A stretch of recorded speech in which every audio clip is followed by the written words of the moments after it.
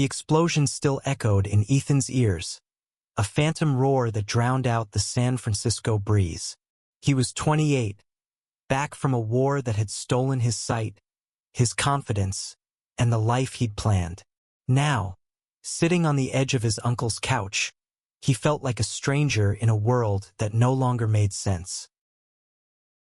Ethan's fingers gripped the cane in his hand, its cold metal a lifeline to a reality he couldn't see. He'd been home for 3 weeks, but the house on Valencia Street felt like a maze. Every creak of the floorboards, every clink of a glass, a reminder of his new limitations. His uncle, Marcus, had welcomed him with open arms, but it was Julian, Marcus's husband, who seemed to understand the weight of Ethan's silence. Julian was 35, a painter with a laugh that filled rooms and a way of moving through life that felt like a dance. He'd grown up in Oakland, his roots a blend of Mexican and Filipino heritage, and his voice carried a warmth that Ethan hadn't realized he'd been craving. "You don't have to talk yet," Julian had said on Ethan's first night, handing him a mug of chamomile tea. "But when you're ready, I'm here." Ethan hadn't been ready. Not then. Not when the nightmares woke him, screaming about sand and fire, or when he tripped over a chair and cursed the darkness that was now his world. But Julian was patient, a steady presence in the house, guiding Ethan with gentle nudges. A hand on his elbow, a description of the room's layout, a joke to break the tension. The first file of Ethan's story begins in this fragile moment, where hope feels like a distant star. Marcus and Julian's home was a sanctuary, but Ethan's heart was still at war. He'd enlisted at 22, full of dreams of serving his country, only to return broken, his green eyes clouded by shrapnel damage. The doctors had been blunt. His blindness was permanent. One evening, as the scent of Julian's homemade pozole filled the house, Ethan sat at the kitchen table, tracing the edge of a spoon. "I don't know how to do this," he admitted, his voice raw. "Live like this." Julian paused, setting down a cutting board. "You don't have to know yet," he said. "You just have to keep going. One step at a time." Ethan wanted to believe him, but the weight of his loss was crushing. He'd been a sniper, sharp-eyed and steady, and now he couldn't even pour his own coffee without spilling it. The frustration burned, but Julian's voice, calm and grounding, kept pulling him back.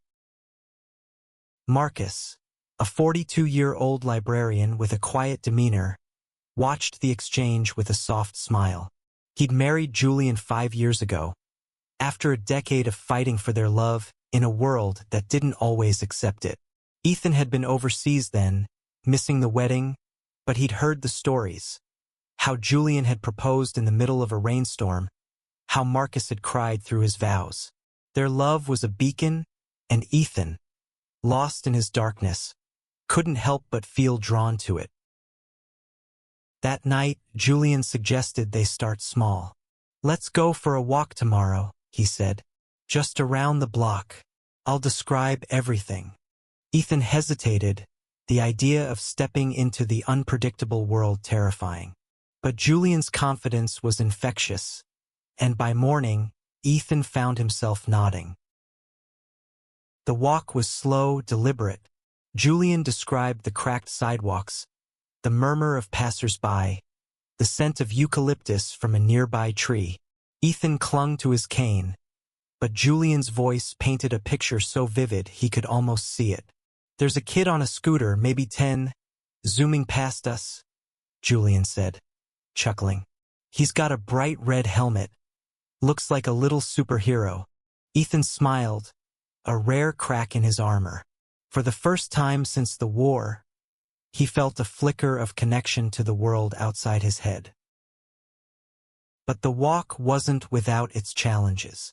A dog barked suddenly, and Ethan flinched, his heart racing as memories of gunfire flooded back. Julian's hand steadied him, firm but gentle. "You're okay," he murmured. "Just a pup named Max. wagging his tail like he's auditioning for a movie. They made it back to the house, and Ethan's chest felt lighter, though he couldn't explain why. Julian didn't push him to talk, didn't demand gratitude. Instead, he handed Ethan a glass of water and said, "Same time tomorrow?"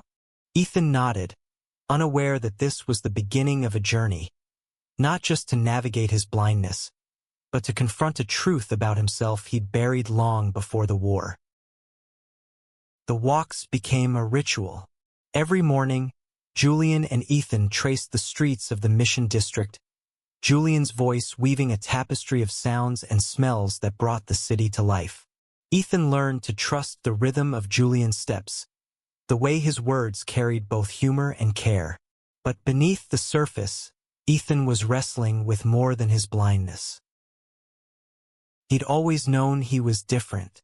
Growing up in rural Idaho, he'd buried feelings he didn't dare name.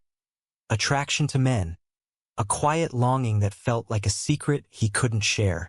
The military had been an escape, a place to channel his energy into discipline and duty.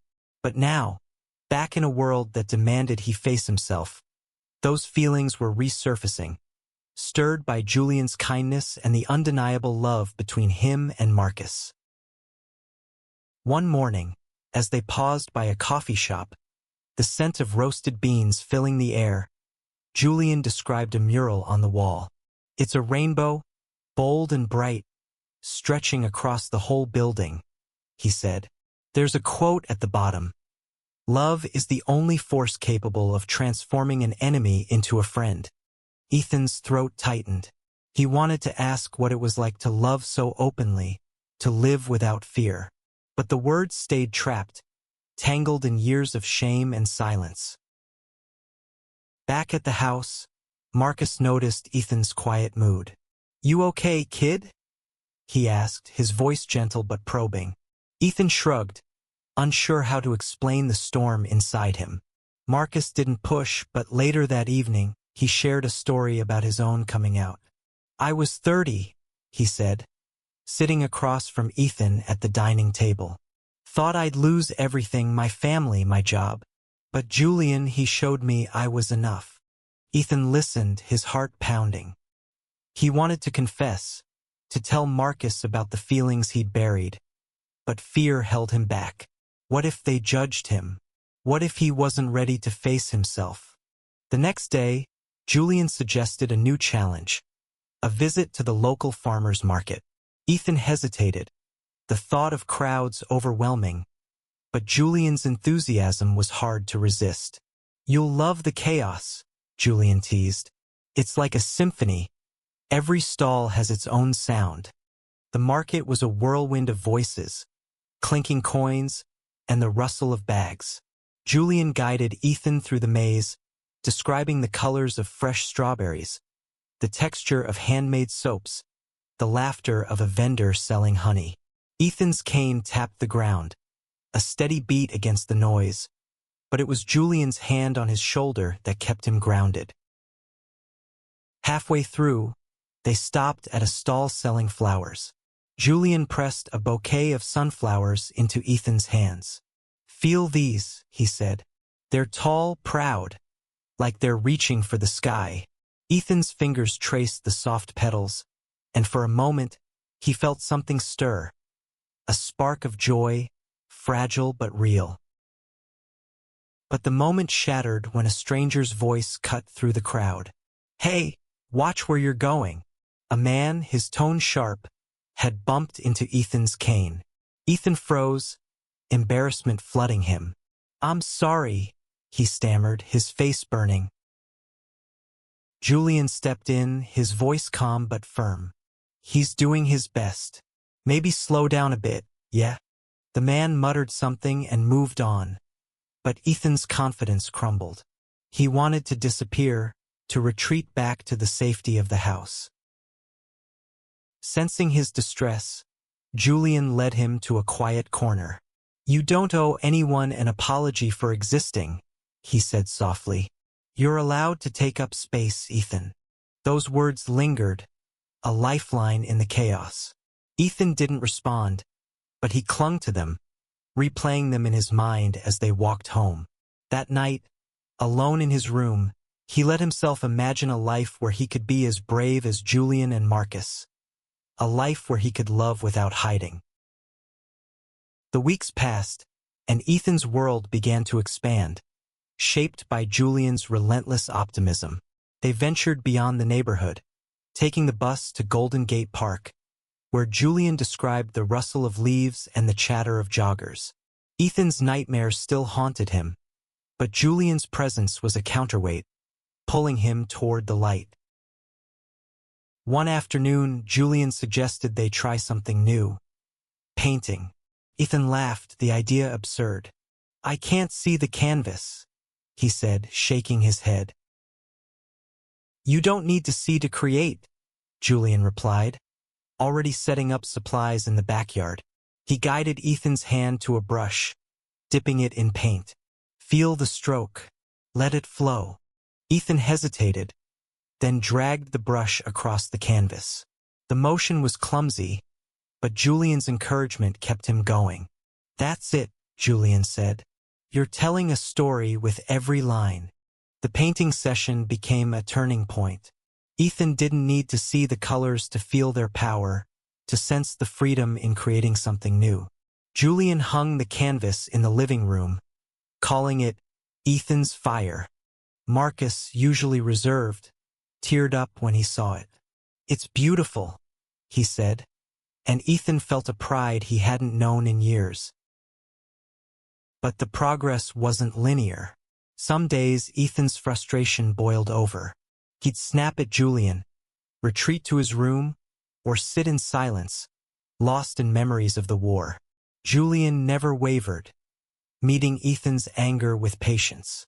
"You're allowed to be mad," he said once, after Ethan threw his cane across the room. "But don't let it define you." One evening, Julian invited Ethan to a local LGBT community event at a nearby center. Ethan froze, his heart racing. He hadn't told anyone about his feelings, but Julian seemed to sense them anyway. "It's just a gathering," Julian said casually. "Good people, good food. No pressure." Ethan agreed, though his nerves screamed. The center was alive with laughter, music, and voices. Some proud, some hesitant, all human. Julian introduced Ethan to a few friends, including Lena, a transgender woman with a sharp wit, and Sam, a non-binary artist who shared Ethan's love of history. For the first time, Ethan felt a sense of belonging, a community that didn't demand he be anything other than himself. As they walked home, Ethan found the courage to speak. "Julian," he said, his voice barely above a whisper, I think I might be gay." Julian didn't miss a beat. "I'm proud of you for saying that," he said, his tone warm but steady. "And I'm here no matter what." Ethan's chest ached with relief, but the fear lingered. Coming out to himself was one thing. Living it was another. He thought of his parents back in Idaho, their conservative values, their disappointment when he'd enlisted. Would they accept him now, broken and different? Julian seemed to read his thoughts. "You don't have to figure it all out tonight," he said. "But you're not alone in this. You never will be." That night, Ethan lay awake, the weight of his confession settling into something like hope. He wasn't ready to shout his truth to the world, but saying it aloud had cracked open a door he'd kept locked for too long. Ethan's confession marked a shift, but it wasn't a cure for his struggles. The world still felt too big, too unpredictable, and his blindness was a constant reminder of what he'd lost.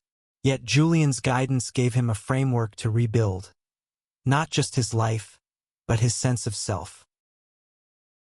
They started attending the community center regularly, where Ethan found solace in the stories of others. Lena shared her journey of transitioning, her voice steady despite the pain she'd faced. Sam taught Ethan how to use audio software to create digital art, a new outlet for his creativity. Each connection chipped away at Ethan's isolation, but the fear of rejection still loomed. One day, Julian suggested Ethan join a support group for veterans. "There's a guy there, Riley, who's been through some stuff," Julian said. "Might be good to talk to someone who gets it." Riley was 30, a former medic with a dry sense of humor and a limp from a shrapnel wound. He was openly gay, unapologetic, and carried a quiet strength that drew Ethan in.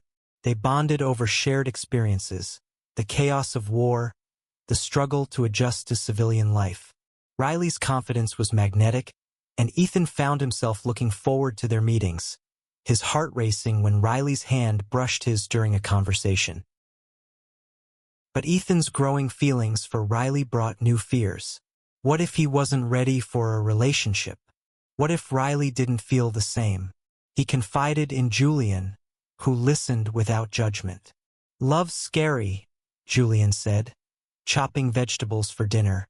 "But it's worth the risk. You've faced worse." Ethan wasn't so sure. His nightmares had lessened, but they still came, pulling him back to the desert, to the moment his world went dark. He worried he'd drag Riley into his brokenness, that he wasn't whole enough to love. One evening at a community center dance, Ethan took a leap. With Julian's encouragement, he asked Riley to dance. The music was slow, a soft jazz tune, and Riley guided Ethan's hands, their steps tentative but sure. "You're pretty good at this," Riley teased, his voice close to Ethan's ear. Ethan laughed, his nerves easing. For the first time he felt seen, not as a wounded veteran, but as a man with a heart full of possibility. But the night wasn't without its shadows. A group of protesters stood outside the center, their signs condemning the event. Ethan couldn't see them, but he heard their shouts, felt the tension in Riley's grip. Julian was quick to act, leading Ethan and Riley away from the noise. "They don't get to ruin this," he said firmly. Back at home, Ethan's anger flared. "Why do they hate us?" he asked, his voice shaking. Julian sighed, sitting beside him. "Fear," he said simply. "They're afraid of what they don't understand. But their hate doesn't define you." Ethan clung to those words, but the protesters' voices echoed in his mind, mingling with his own doubts. He wanted to be brave, to love openly like Julian and Marcus, but the path felt treacherous. Ethan's feelings for Riley grew, a quiet flame that warmed his days. They spent more time together, sharing coffee at the market, talking about everything from war to dreams. Riley was patient, never pushing Ethan to be more than he was ready for. But Ethan's fears lingered, a shadow he couldn't shake. One afternoon, Julian suggested they visit a lighthouse in Point Reyes, a place he and Marcus loved. "It's peaceful," Julian said. "Might help clear your head." The drive was long, filled with Julian's stories of his own journey. How he'd faced rejection from his family, how Marcus had been his anchor. Ethan listened, his heart heavy with the weight of his own unspoken fears. At the lighthouse, the wind was sharp, the ocean's roar a steady pulse. Julian described the view, the endless waves, the rugged cliffs, the light cutting through the fog. Ethan stood at the edge of the cliff, his cane grounded in the earth. "I'm scared," he admitted, his voice barely audible over the wind. "Not just about Riley, about everything, being me." Julian's hand rested on his shoulder. "You're already you," he said. "The brave part is letting the world see it." Those words stayed with Ethan as he and Riley grew closer. One evening, Riley invited Ethan to his apartment for dinner. The space was small, cluttered with books and medical journals, and Riley's cooking was terrible, burnt pasta and lumpy sauce. But Ethan couldn't stop smiling. After dinner, Riley took Ethan's hand, his voice soft. "I like you, Ethan. A lot." Ethan's heart raced, but he didn't pull away. "I like you too," he said, the words a leap into the unknown. They kissed, tentative at first, then with a hunger that surprised them both. For the first time, Ethan felt whole, as if the pieces of himself were finally aligning. But the world wasn't always kind. Ethan's parents called, their voices cold when he mentioned Riley. "You're confused," his mother said. "You've been through too much."